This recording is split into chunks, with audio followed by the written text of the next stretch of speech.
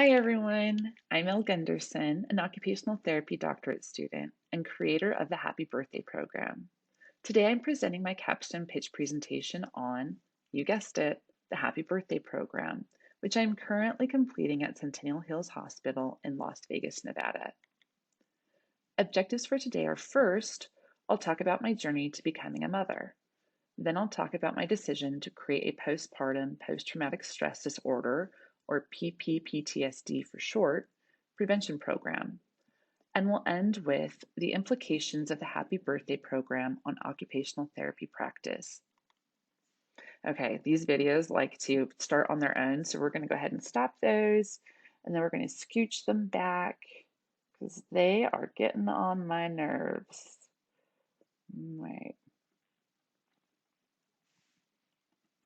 My journey to becoming a mother. I fell pregnant with my first child in my early 20s. My husband and I were living in Taiwan, and we decided we needed to move back to the US for more support. Did you enjoy my morning sickness face right there? We saved up to move back home and also to travel around Asia for a month before we returned. Don't judge me, I had horrible morning sickness, and all I could stomach was American food. Notice how young and filled with excitement, hopes, and dreams I was. Don't worry, I've matured past that. Look how excited everyone is to see me when we finally flew back home. Yeah, that was short lived. As soon as the baby came out, I was tossed out. Seriously, there aren't any pictures or videos of me at my daughter's birth or during her early days.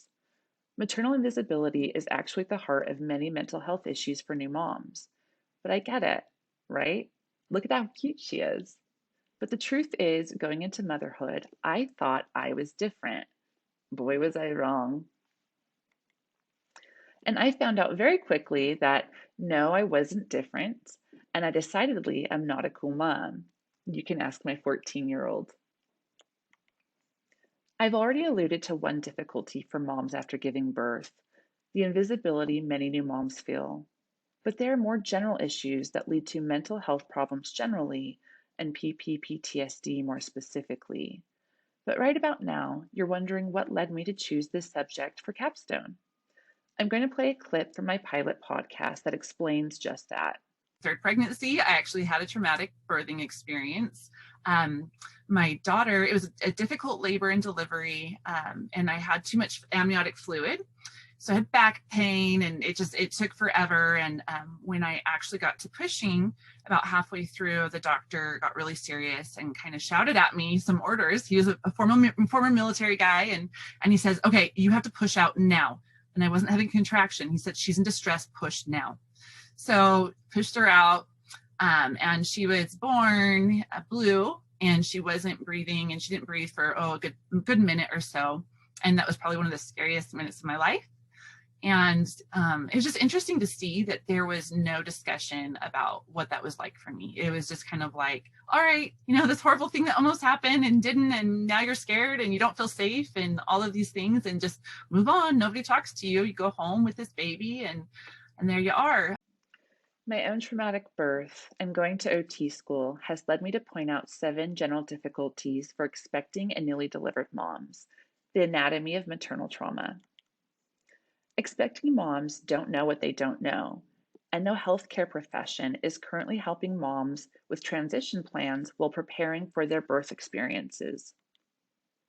Then, when moms arrive at their birthing experience, the focus of care is on physiological stabilization of mom and baby, as well it should be. But the problem is, once mom and baby are physiologically stable, there is psychological stabilization that needs to take place.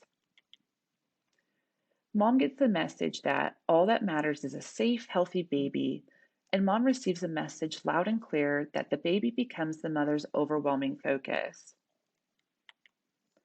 Newly delivered moms who aren't supposed to lift anything heavier than their infant find themselves without adequate help or support. While trying to focus on baby solely, mom is also doing all of her regular IADLs, or household chores, for the general public.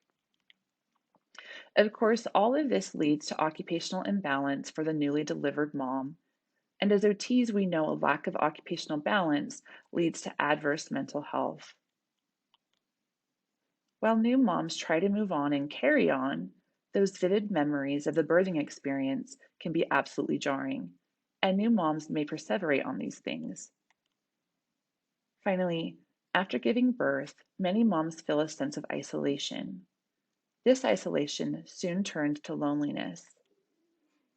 From my point of view, this is unacceptable.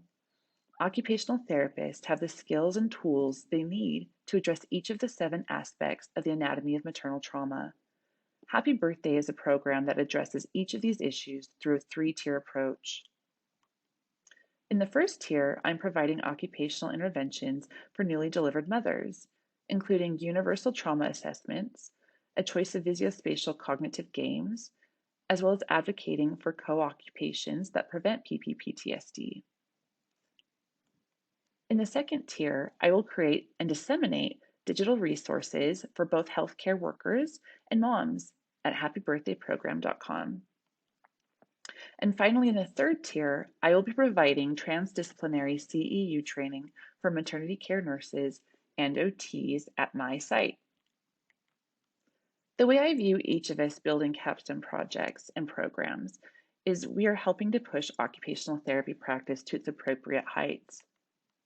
My program then stands to further OT's role in women's health, advocate for occupational therapists in maternity care specifically, and to expand the understanding of occupation's role in preventing adverse mental health conditions. I look forward to doing it. Thank you.